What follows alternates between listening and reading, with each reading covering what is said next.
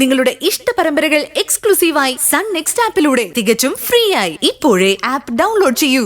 അതാ ഞാൻ വൈകിയത്. അതല്ല ചോദിച്ചത്, ഇത്രയും ദിവസം നീ എവിടെ ആയിരുന്നു എന്നാണ്. ഞാനത് അമ്മയെ വിളിച്ചറിയിച്ചിരുന്നു. ഒരു അസൈൻമെന്റുമായിട്ട് പോയതാ. അമ്മയുടെ കാര്യം പത്രത്തിൽ നിന്നറിഞ്ഞ് പെട്ടെന്ന് ഇങ്ങോട്ട് തിരിക്കുമായിരുന്നു.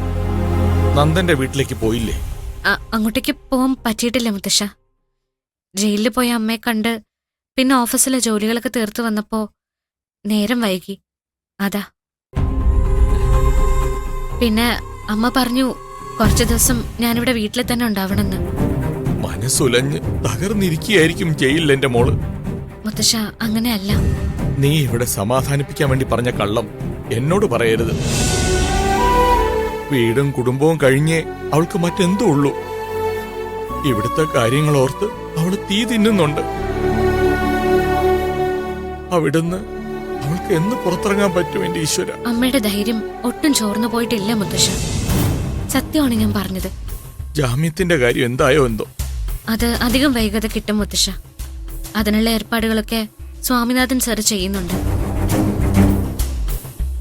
എന്നാലും അതിനെത്ര നാൾ കാത്തിരിക്കണം?